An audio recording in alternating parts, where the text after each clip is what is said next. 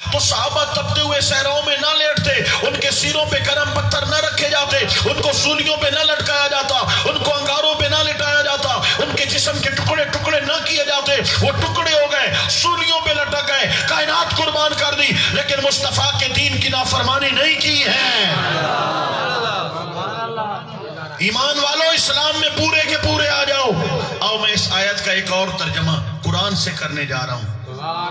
ایک آیت ہے، اس کے 2 کلمات پڑھوں گا، 2 جملے، اور ان 2 جملوں پر اگر آپ عمل کر لو تو میں کنفرم کہہ رہا ہوں کہ آپ جنتی ہو۔ ایسے نہیں کہ جڑا اچھا سبحان اللہ آکسی ہو جلدی جنت ویسی جڑا جھکا اے سبحان اللہ آکھن دے میں جنت یہ بشارتہ نہ دے سکتا۔ دوستو، میں اس بات پہ میں گارنٹی دے سکتا ہوں کہ اگر اس قرآن پاک کی اس آیت کے یہ 2 جملے آپ مان لیں، ہم سب مان لیں، ہم جنتی ہیں۔ سنو، ما آتاکم الرسول فخذوہ، میرا رسول تمہیں جو حکم کرے تم وہ کام کرو۔ ایک جملہ ہو گیا۔ دوسرا، وَمَا نَهَاكُمْ عَنْهُ فَانْتَهُوا، میرا نبی تمہیں جس کام سے منع کر دے وہ کام چھوڑ دو۔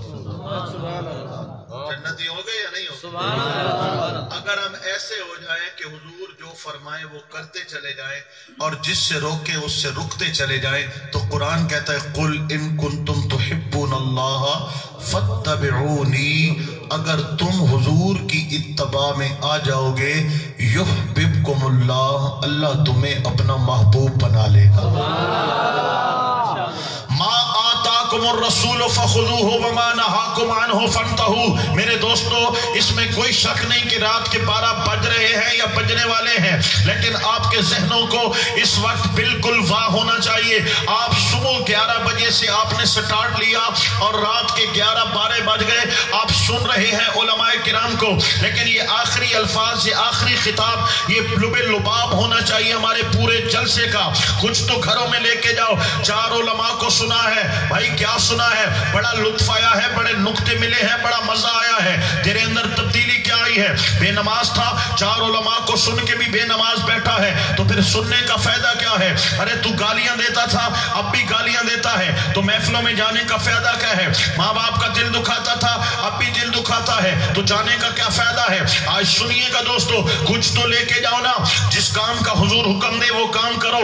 آؤ تھوڑا سا تجزیہ کرتے ہیں چند لفظوں میں، میں اس پر پوری بحث نہیں کر سکتا، اشارہ دوں گا آپ کو، آپ سمجھدار لوگ ہیں، آپ خود سمجھیے گا حضور نے ہمیں کن باتوں کا حکم دیا۔ ایمان کے بعد، کلمے کے بعد پہلے کام کا حکم دیا 5 وقت کی نماز ہے۔ شریعت مصطفی میں پہلا فرض کلمے کے بعد کیا ہے؟ بولو کیا ہے؟ نماز ہے۔ میں نہیں بولتا، آپ بتا دیں ایمان اور کفر میں فرق کیا ہے؟ نماز ہے۔ قیامت کا پہلا سوال کیا ہے؟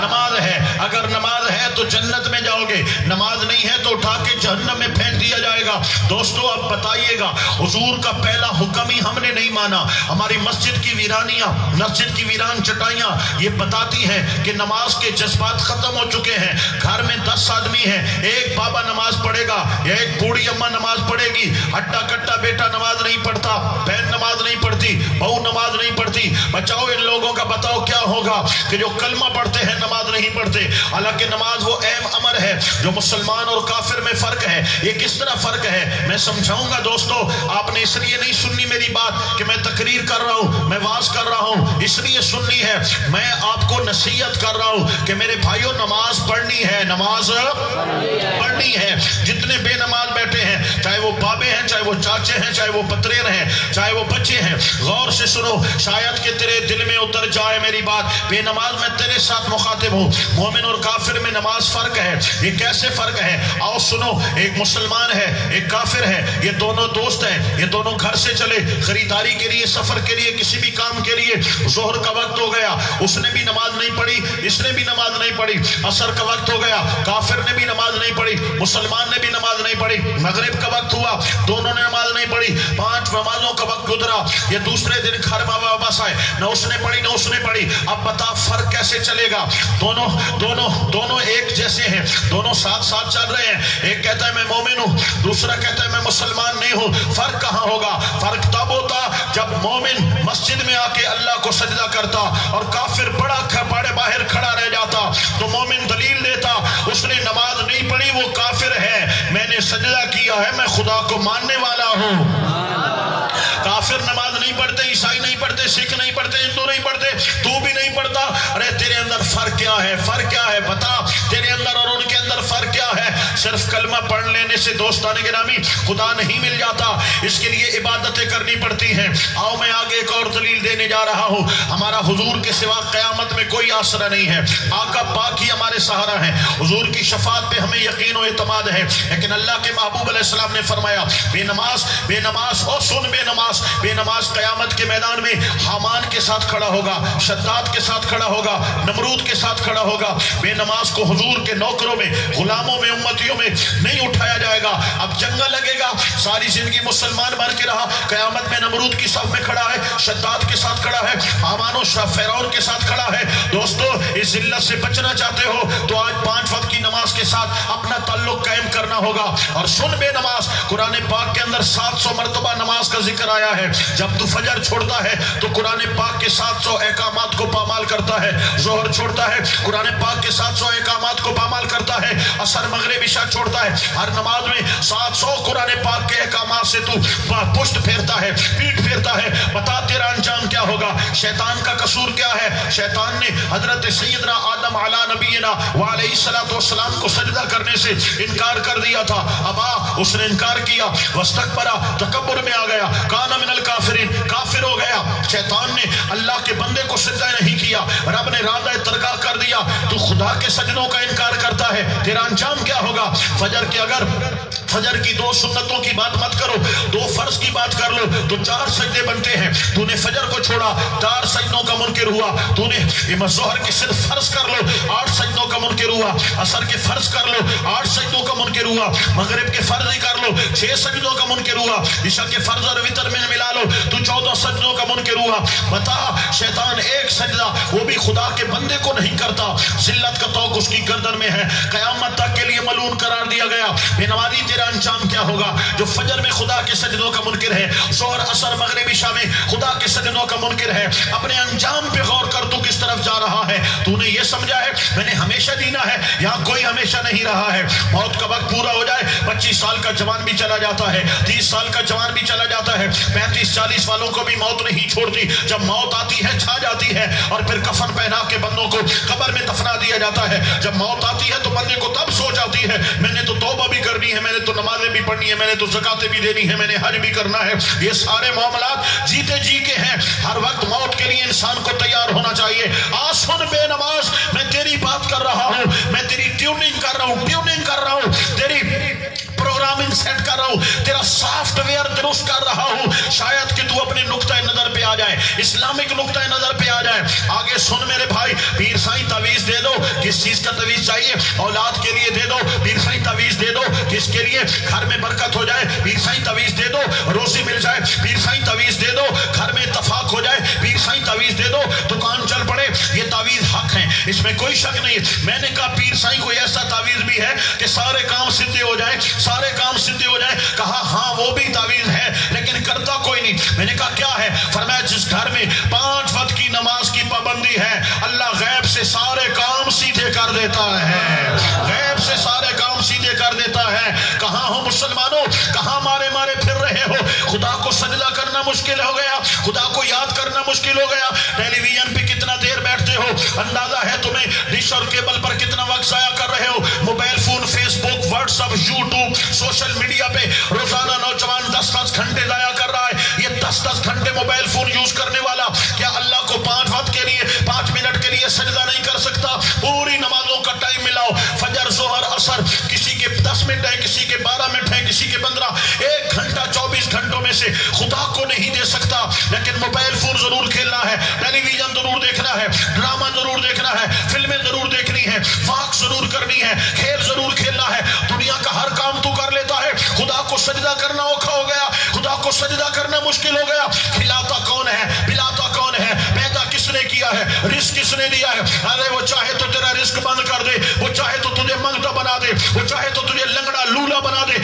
سن میرے بھائی، حضرت سرکار دو عالم علیہ السلام سے ایک نابینا صحابی نے या रसूल अल्लाह मैं नाबीना हूँ, मेरी आंखें नहीं है, क्या मैं घर में नमाज पढ़ लिया करूँ? फरमाया तेरे कानों में अजान की आवाज आती है, हुजूर आती है। फरमाया अगर कानों में अजान की आवाज आती है तो तेरा नाबीना होना उज़्र नहीं है, तुझे मस्जिद में आकर नमाज पढ़ना होगा। अरे वो सहाबी है, नाबीना है, घर में नमाज पढ़ने की इजाजत चाहता है, हुजूर घर में इजाजत नहीं देते, मस्जिद में आना होगा। बता तू लंगड़ा है, लूला है, क्या है? तेरी आंखें हैं, तेरी ज़बान है, तेरे पाँव है, सारे काम, फिर तू घर में भी नमाज नहीं पढ़ता, मस्जिद में भी नमाज के लिए नहीं आता। याद रखो बेनमाजो, जल जाओगे, मर जाओगे, बहुत रोगे, बहुत पछताओगे।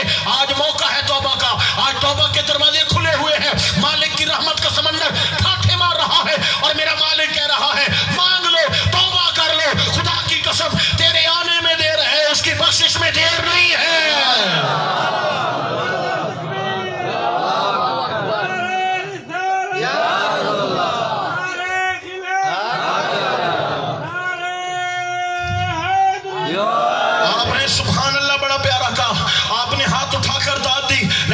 से कुछ नहीं बनेगा अगर बात आपके दिल पे असर नहीं करती। अगर आप अब भी नमाज शुरू नहीं करते तो फिर इन महफिलों में मत आया करो, फिर उलमा को मत सुना करो, अपना और कौम का टाइम जाया मत किया करो। क्या लंगर खाने आए हो? क्या सिर्फ वाह देखने आए हो? तमाशे देखने आए हो? कौन सा मौलवी कितने जज्बे से काम करता है, कौन किसका अंदाज है, कौन ज्यादा कब्बे सुनाता है, कौन ज्यादा कुरान, ये परखने के लिए नहीं आओ, सीखने के लिए आओ। और अगर बात दिल पे लगी है तो बताइए नमाज पढ़नी चाहिए या नहीं पढ़नी चाहिए? जो कहते हैं पढ़नी चाहिए और पढ़ेंगे, हाथ उठाकर बोले इंशाअल्लाह नमाज पढ़ेंगे। इंशाअल्लाह की आवाज कम है, नमाज पढ़ेंगे इंशाअल्लाह। अल्लाह पाक अमल की तौफीक अता फरमाए। मा आताकुमुर रसूल फखुज़ू, मेरा नबी तुम्हें जो हुक्म दे वो काम करो। पहला हुक्म क्या है? नमाज है। आओ दूसरा हुक्म भी सुन लेते हैं। अल्लाह अकबर व कबीरा। आज सारी रात हम हुक्म सुनते चले जाते हैं और उस पर बात करते चले जाते हैं। सहरी हो जाएगी, आज भी रोजा रख लेंगे और कल शाबान पतरवी का भी रोजा रख लेंगे। क्या ख्याल है? अगर हम सारी रात ही लगे रहे तो ये काम तो खत्म नहीं होंगे। आइए दूसरा हुक्म सुनिए, परेशान नहीं होना। मैं 15 से 20 मिनट में अपनी बात को खत्म कर दूंगा। आप कहेंगे हजरत साहब का तो माइक छोड़ने का इरादा ही नहीं है, ये पूरी रात हमें लिए बैठे हैं। ऐसी कोई बात नहीं है, लेकिन आया हूं तो कुछ समझा के तो जाऊं ना आपको। दोस्तों पहली बात नमाज है। या अल्लाह तेरे नबी का दूसरा हुक्म क्या है? आका नबी पाक के अहकाम तो बहुत हैं, हुजूर ने जिस काम का हुक्म दिया उनमें एक काम ये भी है कि तुमने माह रमजान के रोजे रखने हैं। यहाँ पर मैं ज्यादा कलाम नहीं करता, इतना जरूर कहूंगा कि बूढ़ी माँ रोजा घर में रखती है या नहीं रखती? बोलो। बाबा जी रोजा रखता है या नहीं रखता? आज तक सुना है कि रोजे से कोई माँ फौत हो गई हो, रोजे से किसी बाबे की जिन निकल गई हो? मैंने देखा है घर के 7-7, 6-6 साल के बच्चे भी गर्मियों के रोजे रख लेते हैं। घर में कमजोर सी बहना होती है जो अपने भाइयों की खिदमत करती है, वो भी रोजा रख लेती है। हड हराम तुझे क्या हुआ है? तू अपनी सेहत तो देख, अपनी जवानी तो देख। तू दुनिया के लिए कितनी वॉक करता है, एक्सरसाइज करता है फिटनेस के लिए, और जब रोजा रखने की बात आती है तो मेरा दिल घबराता है जी मैं मर ना जाऊं। रोजे से नहीं मरता, मर भी गया तो शहीदों में उठाया जाएगा। ईमान कमजोर है मेरे भाई, ईमान। वो जो बूढ़ा बाबा रोजे से है ना उसका ईमान मजबूत है, वो जो अम्मा रोजा रख के खड़ी है उसका ईमान खुदा पर है, वो जो हमारी बहन रोजा रख के खड़ी है, बच्ची रोजा रख के खड़ी है, उसका ईमान, तेरा ईमान कमजोर है। ईमान की वजह से बंदा रोजा रखता है। आज रोजे कला करते हो कि भूख लगेगी, प्यास लगेगी, कुछ नहीं होता। शैतान मरदूद नहीं इंसान के ज़हनों में वसवसे डालता है और इंसान कहता है भूख से मर जाऊंगा, प्यास से मर जाऊंगा। ऐसा कुछ नहीं होता, क्योंकि अल्लाह की जात पर यकीन करके रोजा रखा जाता है। न भूख सताती है न प्यास सताती है, और अगर भूख और प्यास सताए तो करबला वालों को याद कर लेना ना। वो मुसाफिर थे, वो करबला के मुसाफिर थे, वो 7 दिनों के प्यासे थे। किस तरह खुश्क गलों पे खंजर चलाए गए, किस तरह भांजे और भतीजों को सिबा किया गया।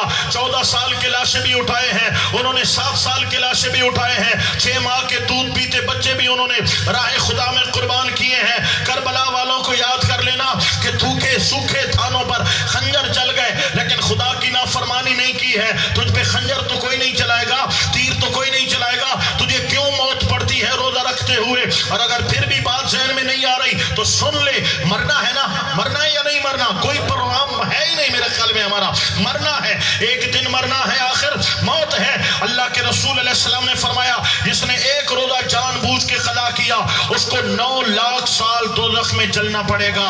ایک روزہ جس نے ماہ رمضان کا فرض روزہ قضا کیا اس کو 9 لاکھ سال دوزخ میں جلنا پڑے گا۔ میرے بھائی ایک روزے کے بدلے 9 لاکھ سال دوزخ میں جلنا پڑے گا۔ ہمت ہے تو کبھی دوپہر کے بعد کسی تپتے ہوئے فرش پہ پاؤں تو رکھ، کسی ننگا پاؤں کسی فرش پہ رکھ، کسی سڑک پہ رکھ، اندازہ ہو جائے گا کہ آگ کیا ہوتی ہے۔ کسی جلتی ہوئی شمع پہ ہاتھ رکھ کے دیکھ لے، اندازہ ہو جائے گا آگ کیا ہوتی ہے۔ اس لیے میرے بھائیوں، ما آتاکم الرسول فخذوہ، میں نے یہ موضوع کیوں لیا روزے کا؟ اس لیے کہ شعبان چل رہا ہے۔ شعبان کے بعد کیا ہے؟ بولو شعبان کے بعد کیا ہے؟ رمضان ہے۔ اس رمضان کو ہم نے ضائع نہیں کرنا، ہم نے دن دہاڑے چھپ لوگ کے کھانے نہیں کھانے، ہم نے روزے والی بہن سے لسی نہیں مانگنی، ہم نے بوڑھی ماں کو روزے کے ساتھ یہ نہیں کہنا پراٹھے بنا کے دے اور روٹیاں بنا کے دے۔ ہم نے بھی روزہ رکھنا ہے، گھر والوں نے بھی روزہ رکھنا ہے۔ بولے انشاءاللہ ما آتاکم الرسول فخذوہ۔ میں تیسرا حکم بیان کرنے جا رہا ہوں۔ تیسرا حکم کیا ہے؟ دوستو قرآن میں جہاں بھی نماز کا ذکر آیا ہے اس کے ساتھ زکوٰۃ کا حکم آیا ہے، ٹھیک ہے؟ زکوٰۃ کی 2 قسمیں ہیں، ویسے تو قسمیں بڑی ہیں، میں آپ کو ڈانٹ کے انداز میں، ایک وہ زکوٰۃ ہے جو آپ سونا چاندی مال بانڈ وغیرہ پہ دیتے ہو، اور ایک زکوٰۃ وہ ہے جو آپ زمین سے غلہ اٹھاتے ہو اس پر زکوٰۃ دیتے ہو۔ اب صورتحال یہ ہے کہ لوگ زکوٰۃ کا مسئلہ بھی نہیں پوچھتے کہ زکوٰۃ کتنے پہ فرض ہوتی، پوچھ لیں گے تو ہم پر زکوٰۃ فرض ہوگی، پھر ہمیں زکوٰۃ دینا پڑے گی تو ہمارا مال کم ہو جائے گا۔ یہ عقیدہ مسلمان کا نہیں ہوتا۔ اللہ کہتا ہے میرے راستے میں دینے سے کم نہیں ہوگا، تم دیتے جاؤ گے میں تمہارا مال بڑھاتا چلا جاؤں گا۔ کبھی یہ جملہ سمجھ میں آئے وَمِمَّا رَزَقْنَاهُمْ يُنْفِقُونَ، ہمارے دیے سے دیا کرو، ہمارے دیے سے دیا کرو، ہم تمہیں جو دیتے ہیں نا اس میں سے ہمارے راستے میں، یعنی دینے والا کون ہے؟ اللہ۔ اور اللہ کہتا ہے میں نے جو دیا ہے تیرا تو نہیں ہے نا، تو میرے دیے سے دے۔ 100 میں سے 2.5 روپے دینے ہیں، 1000 میں سے 25 روپے دینے ہیں، 1 لاکھ پر صرف 2500 زکوٰۃ ہے، صرف 2500، وہ بھی 40واں حصہ بھی ہم خدا کے نام پہ دینے کے لیے تیار نہیں ہے۔ اور رب وعدہ کرتا ہے کہ 1 دو گے میں تمہیں اس کے بدلے 10 عطا فرماؤں گا۔ ایک تو یہ زکوٰۃ، ایک ہے عشر۔ زمیندار جانتا ہے کہ میری زمین پر 5واں حصہ 10واں حصہ بنتا ہے یا 20واں حصہ بنتا ہے، جن کا 20واں حصہ ہے وہ 100 میں سے 5 بوری دے گا، جن پہ 10واں حصہ ہے وہ 100 میں سے 10 بوری دے گا۔ جتنا غلہ اٹھائے گا پہلے خدا کا حق نکالے گا۔ جس نے 100 بوریاں اٹھائی ہیں وہ 2 بوریاں دے کے خدا کو ٹھگنا چاہتا ہے، نعوذ باللہ۔ جس نے 50 بوریاں اٹھائی ہیں وہ آدھی بوری دیتا ہے، کہتا ہے میں نے عشر دے دیا، نعوذ باللہ۔ یخادعون اللہ والذین آمنوا، میرا رب فرماتا ہے یہ اللہ اور ایمان والوں سے دھوکہ کرنا چاہتے ہیں۔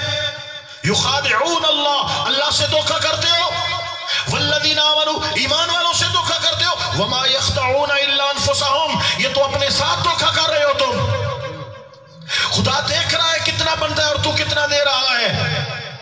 مدارس کے لیے عشر مانگا جاتا ہے، مدارس کے لیے عشر مانگا جاتا ہے، مدارس کے لیے زکوٰۃ کی اپیل کی جاتی ہے، مدارس دینیہ کے لیے لوگوں کو کہا جاتا ہے اپنے حق سے خدا کا حق نکالو، اور مدارس کا پہلا حق ہے، لیکن ہم وہ بھی اتنی مشکل سے دیتے ہیں، اتنی تکلیف سے دیتے ہیں جیسے ہم کسی پر احسان کر رہے ہیں۔ یہ احسان نہیں ہے، یہ اللہ کا حق ہے جو فرض ہے جو تو نے دینا ہے۔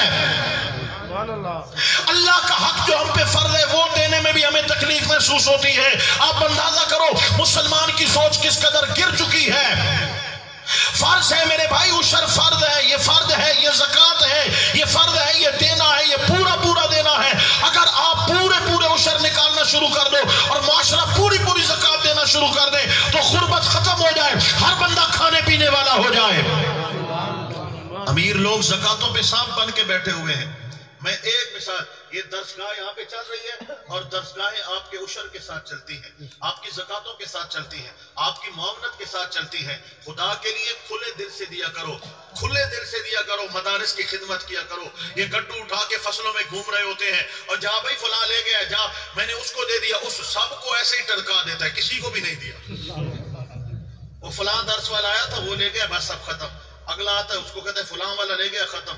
چار کے چار کو ایسے ٹرکا دیا، کسی کو بھی نہیں دیا. اور یار خدا کو کیا منہ دکھائے گا. حضرت سیدنا مجدد الفسانی امام ربانی رحمت اللہ علیہ فرماتے ہیں کہ دین کے طالب علم کے لیے اگر کوئی 1 ٹکا لگاتا ہے اور دوسرے دین کے کاموں میں اگر کوئی لاکھوں روپے خرچ کرتا ہے، ان لاکھوں کا اتنا ثواب نہیں ہے جو دین کی تبلیغ کے لیے، اشاعت کے لیے، طالب علم کے لیے تم 1 ٹکا لگاتے ہو. اس میں ثواب زیادہ ہے، کیونکہ جو دین کے طالب علم پر خرچ کرتا ہے اس سے دین کو طاقت ملتی ہے، دین کو طاقت ملتی ہے، اسلام کو طاقت ملتی ہے. میرے بھائیو، اسلام کو، یہ خدا رسول کے مہمان ہوتے ہیں، ان کی خدمت کرنا ہمارا فرض ہے، ورنہ بروز حشر ہمیں بہت پچھتانا پڑے گا. تو میں عرض کر رہا تھا کہ اللہ کے رسول کریم علیہ السلام نے ہمیں زکوٰۃ اور عشر کا حکم دیا ہے. ما آتاکم الرسول فخذوہ، میرا نبی جس کام کا حکم دے وہ تم نے کام کرنا ہے. نماز پڑھنی ہے، روزہ رکھنا ہے، زکوٰۃ دینی ہے، عشر اپنے رب کا پورا نکالنا ہے، طلباء کی خدمت کرنی ہے، مدارس دینیہ کا ہم نے دست و بازو بننا ہے، ان کو چلانا ہے. یہی پیسہ کام آئے گا جب قیامت کے میدان میں آؤ گے، خدا کے نام پہ دیے ہوئے کا اجر دیکھو گے، کہو گے کاش میں سارا مال دین کے لیے لٹا لیتا، آج اللہ مجھے بڑی جزا عطا فرماتا. آگے بولوں، سبحان اللہ. ما آتاکم الرسول، ایک بات اور کروں گا، پھر وما نہاکم عنہ، اس حوالے سے 1-2 باتیں اور بات ختم کروں گا. ایک اور بات سن لیجئے، جو تمہیں حضور حکم دے وہ کام کرنا ہے. معاشرے کی نبض پر میں ہاتھ رکھ کر بیٹھا ہوں. یہ حکیموں کے پاس جاتے ہیں نا تو حکیم نبض چیک کرتے ہیں، ڈاکٹروں کے پاس جائیں تو وہ ٹیسٹ لکھ کے دے دیتے ہیں، یہ بھی کرا لینا، یہ بھی کرا لینا، یہ بھی کرنا. اور تو کیڑی گل دی ڈاکٹری کر کے جو اس غریب آدمی کو 5000 ٹیسٹ لکھ دیتے، تیری ڈاکٹری تے MBBS کا کیڑا فائدہ. ٹیسٹ لکھ کے دے دیتے. جو حکیم صاحب ہوتے ہیں وہ کہتے ہیں چپ ہو. ٹکرے جو حکیم ہوتے ہیں نا وہ بولنے نہیں دیتے، وہ یہاں نبض پہ ہاتھ رکھتے ہیں اور دیکھتے ہیں کہ بیماری کیا کیا ہے اور پھر اس بیماری کا علاج کرتے ہیں. تو میں بھی معاشرے کی نبض پہ ہاتھ رکھ کے بیٹھا ہوں اور جو بیماریاں پائی جاتی ہیں ان بیماریوں پہ بات کر رہا ہوں. سبحان اللہ. ایک بہت بڑی بیماری ہمارے معاشرے میں یہ ہے کہ ماں باپ کی نافرمانی بہت زیادہ ہو چکی ہے. حضور تمہیں جو حکم دیں تم وہ کام کرو. اللہ کا ارشاد ہے وَقَضَىٰ رَبُّكَ أَلَّا تَعْبُدُوا إِلَّا إِيَّاهُ وَبِالْوَالِدَيْنِ إِحْسَانًا. تمہارے رب کا فیصلہ ہے کہ عبادت اللہ کی کرنی ہے، خدمت ماں باپ کی کرنی ہے. اللہ نے اپنا حق کے بعد فوراً ماں باپ کا حق بیان کیا ہے. ماں باپ کے حق کا اندازہ کرو میرے دوستو. آج نسلیں بے ادب ہو چکی ہیں، بچیاں باغی ہو رہی ہیں، بیٹے بغاوت کر رہے ہیں، ماں باپ کو آنکھیں دکھاتے ہیں، بدتمیزیاں کرتے ہیں. میرے آقا نبی کریم علیہ الصلوۃ والتسلیم نے ارشاد فرمایا جس پہ ماں باپ ناراض ہیں اس کی نماز، روزہ، حج، زکوٰۃ، خیرات، نفل کچھ بھی اللہ کی بارگاہ میں قبول نہیں ہے. اس کی عبادت قبول ہے جس پہ ماں راضی ہے، جس پہ باپ راضی ہے. میرے دوست پوری توجہ سے کان لگا کے میری بات سن. اگر تم گھر سے نکلے اور ماں باپ ناراض ہیں، مرشد کے آستانے پہ ایک چلہ لگا لو، آپ کو خیرات نہیں ملے گی. آپ بغداد چلے جاؤ، آپ کو خیرات نہیں ملے گی. آپ مدینے چلے جاؤ، آپ کو خیرات نہیں ملے گی. آپ کعبے کے طواف کر لو، آپ کو خیرات नहीं मिलेगी। माँ बाप नाराज हैं तो काबे तक चले जाओ, आपके लिए फैज के दरवाजे बंद होंगे, खैर के दरवाजे बंद होंगे। और अगर इस हाल में निकले कि माँ भी राजी है और बाप भी राजी है, जिस जिस दर पे जाओगे आप दर पे बाद में जाओगे, खैरात पहली झोली में भर दी जाएगी। माँ बाप का हाथ होता है, माँ बाप की बड़ी टेक होती है, बड़ा असरा होता है, उनकी दुआओं में बड़ा असर होता है। मेरे भाइयों, खुदा के लिए माँ का हक जानो, बाप का हक जानो और माँ बाप का दिल दुखाना छोड़ दो। आओ सुनो, माँ बाप के गुनाह, माँ बाप के नाफरमानों की दो सजाएं हैं। तवज्जो मेरी तरफ रखो, माँ बाप के नाफरमानों के लिए तो हर गुनाह की एक सजा है। जिसने माँ बाप का दिल दुखाया उसके लिए दो सजाएं हैं। पहली सजा आखिरत में तो है ना, कब्र में तो है, हश्र में तो है, आग में तो चलेगा, खुदा का कहर होगा, गजब होगा, आग होगी। लेकिन दुनिया में सजा क्या है? जैसा माँ बाप के साथ किया था उससे ज्यादा बुरा सलूक उसके साथ औलाद करने वाली है। आज जैसा तुम माँ बाप के साथ करते हो, जब तुम साहिब औलाद बनोगे ऐसा तुम्हारे साथ किया जाएगा, इससे बढ़कर किया जाएगा। क्योंकि जिसने माँ बाप का दिल दुखाया है उसने दुनिया में कभी भी सुख पाया नहीं है। मेरा नबी जिस काम का हुक्म दे वो काम तुम करो। वमान हाकुमान हो फंतहु, मेरा रसूल जिस काम से मना करे वो काम तुम छोड़ दो। मैं सवाल करता हूँ, हुजूर ने हमें जुए से मना किया, हमारी कौम क्या कर रही है? क्रिकेट के मैच पे फैंसियां लगाने वालों, जुए खेलने वालों, जी टीवी की पर्चियां खेलने वालों, नकली बांट की पर्चियों पे जुआ खेलने वालों, कहां जा रहे हो? आओ सुनो, हुजूर अकरम सल्लल्लाहु अलैहि वसल्लम ने फरमाया, जुआ खेलने वाला ऐसा है जैसे कोई खंजीर के गोश्त और खून में हाथ डाले और उसके हाथ नापाक होते हैं। जुआ खेलने वाला इस कदर नापाक और पलीद इंसान होता है।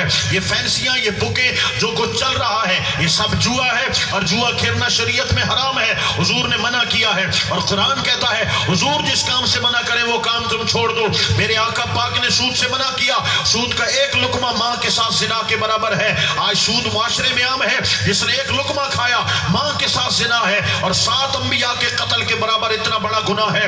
आज देखो, बेटी की शादी है सूद ले लो, बेटे की शादी है सूद ले लो, जिस काम के लिए सूद ले लो, सूद हराम है। मोमिन सूद के करीब तर नहीं जा सकता। दोस्तों आओ सुनो, शरीयत क्या कह रही है, हम किधर जा रहे हैं? शरीयत ने शराब से रोका, शराब हमारे मुआशरे में पी जाती है। शरीयत ने जिना से रोका, जिना हमारे मुआशरे में आम है। शरीयत ने बेहयाई से रोका, मोबाइल फोन पर बेहयाई के सिवा क्या है बताओ? ये टेलीविजन, ये गाने, ये ड्रामे, ये फिल्में, ये यूट्यूब पर जो गुनाह की बात होती है, बेहयाई के सिवा क्या है? ये जो गलत दोस्तियां छेर और चोर लगा के बैठे हैं, पूरी पूरी रातें बर्बाद कर रहे हैं, गंदी दोस्तियां, ये बच्चियों की इज्जतों को पामाल करना, खानदानों की इज्जतों को खाक में मिला देना, ये क्या है? ये हराम है, ये बेगैरती है, ये बेहयाई है। शरीयत मुताहरा में इसकी कोई गुंजाइश नहीं है। मुसलमान तू माँ से छुप के गुनाह करता है, बाप से छुप के गुनाह करता है, औलाद दुनिया से छुप के गुनाह करता है, क्यों भूल जाता है? सारी दुनिया से छुप जा, खुदा तो तुझे देख रहा है ना। खुदा का डर नहीं है, खुदा का हया नहीं है। ज्यादा हक था कि खुदा से डरा जाए, उसका हया किया जाए। वो देख रहा है तू गुनाह कर रहा है, वो देख रहा है तू गुनाह कर रहा है, वो देख रहा है तू। अगर ऐसा होता है फिर दिल सख्त हो जाते हैं, नसीहत असर नहीं होती, तौबा की तौफीक नहीं होती, बंदा बगैर तौबा के मर जाता है और बरोज़े क़यामत मुजरिमों की सूरत में लाया जाएगा। अब मैं फिर आखिरी कलिमात ये कह रहा हूँ, मा आताकुमुर रसूल फखुदू व मा नहाकुम अन्हु फंतहू। इसका माना ये था कि जो हुजूर हुक्म दे वो करो, जिससे रोके वो काम छोड़ दो। हमने क्या किया? नबी ने जिस काम का हुक्म दिया हमने वो छोड़ा है, और जिस काम का हुजूर ने हमें मना किया था हमने वो सारे काम इख्तियार किए हैं। लेकिन कब तक मेरे दोस्तों, ऐसा कब तक चलेगा? कब तक करोगे? मौत तो आनी है ना, मौत तो आनी है। जब मौत आएगी तो सारे हेड़े में खेड़े हो जाएंगे। और दोस्तों मुआशरे में ये बिगाड़ आया क्यों है, इतनी खराबी क्यों पैदा हुई है? इसलिए कि दीनी तालीम का फुकदान है।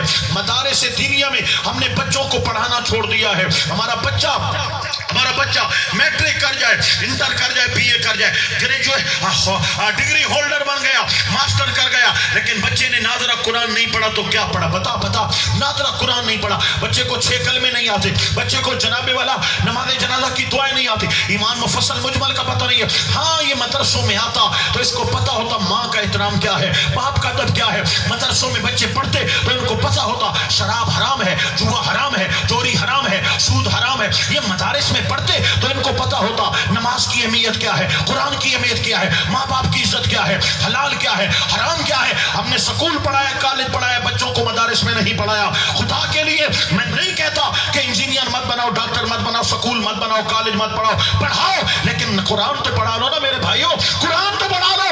ان کو نماز جنازہ تو آئے، تیری جنازہ تو پڑھ سکے. ان کو یاسین تو آئے، تیری قبر پہ جا کے تلاوت تو کر سکے. ان کو فاتحہ کا طریقہ تو آئے. یہ معاشرے میں بگاڑ یوں آیا ہے کہ ہم نے دین سے تعلق توڑ دیا ہے. مدرسے ویران پڑے ہیں، علماء کی بارگاہ میں بیٹھنے والا کوئی نہیں، حفظ اور قرات کرنے والا کوئی نہیں ہے. سکول اور کالج آباد ہیں، ان میں ڈانس ہی تو سکھائے جا رہے ہیں، بے پردگی سکھائی جا رہی ہے، بے حیائی. سکولوں کالجوں یونیورسٹیوں کا ریکارڈ اٹھا کے دیکھو، نیٹ پہ سرچ کر لو، گوگل پہ سرچ کر لو کہ پاکستان کے تعلیمی اداروں میں منشیات کی ریشو کیا ہے، پاکستان کے تعلیمی اداروں میں کتنا نشہ چل رہا ہے. چاہے مردوں کی یونیورسٹی ہے، چاہے عورتوں کی یونیورسٹی ہے، چاہے مردانہ کالج ہے، چاہے زنانہ کالج ہے، جتنے سکولوں کالج ہیں، چاہے بوائز ہے، چاہے گرلز ہے، 70% پاکستان کے تعلیمی اداروں میں بچوں اور بچیوں کو نشہ کرایا جا رہا ہے، ان کو نشے کا کیمیکل کا عادی بنایا جا رہا ہے. تو دوستو، ان یونیورسٹی اور کالجوں میں نشے کرائے جا رہے ہیں، بے حیائیاں کرائی جا رہی ہیں. اور کیا میرا جسم میری مرضی، یہ یونیورسٹی اور کالجوں سے تعلیم لے کر نکلی ہیں جو اسلام کی توہین کر رہے ہیں. ہماری بقا، ہمارے ایمان کی بقا، ہماری نسلوں کی بقا، ہماری بچیوں کی بقا، ہمارے بچوں کی بقا، ہمارے دین کی بقا کل بھی مدارس سے تھی، آج بھی مدارس میں ہے. سمجھو میرا درد دل، یہ میرا رونا ہے، یہ میرا درد دل ہے. سبحان اللہ. آپ بولو یا نہ بولو، آپ داد دو یا نہ دو، مجھے اس سے کوئی غرض نہیں ہے. شاید کہ تیرے دل میں اتر جائے میری بات کو یاد ضرور رکھنا. اگر اللہ نے اولاد دی ہے تو اس کو قرآن ضرور پڑھانا. حافظ بنا سکتے ہو حافظ بناؤ، عالم بنا سکتے ہو عالم بناؤ. قیامت کا میدان ہوگا، رشتے ٹوٹیں گے، ناطے ٹوٹیں گے، خون کے رشتے ٹوٹ جائیں گے، کوئی کسی کا نہیں ہوگا. میرے آقا پاک نے فرمایا وہاں پر اگر کام آئے گا بیٹا یا بیٹی تو وہ آئے گی جو قرآن کا حافظ ہوگا یا دین کا عالم ہوگا. میرا اللہ فرمائے گا او قرآن کے حافظ، او دین کے عالم، او علم حاصل کرنے والی بچی، او قرآن یاد کرنے والی بچی، جا اپنے خاندان سے 10 بندوں کا ہاتھ پکڑ کے اپنے ساتھ جنت میں لے جا. یہ وہ ڈگری ہے جو وہاں پہ کام آنے والی ہے. جو اس درسگاہ کو چلا رہے ہیں ان کو مبارکباد ہو، آپ بہت بڑا کام کر رہے ہیں. امت محمدی کی سب سے بڑی فلاح یہ ہے کہ بچوں کو دینی تعلیم سے آشنا کیا جائے. اس میں ایمان بھی زندہ رہتا ہے اور اس میں اخلاقی اقدار بھی زندہ رہتی ہیں. جو لوگ تعاون کر رہے ہو تعاون کرتے رہو، زیادہ تعاون کرو، دوسروں کو بھی ذہن بناؤ. یہ اصل میں کام ہے جو کیا جا رہا ہے. ایک محفل پہ ایک رات میں 2-2 لاکھ روپے لٹائے جاتے ہیں. میں نے آپ کے علاقوں کے روٹین دیکھی ہے.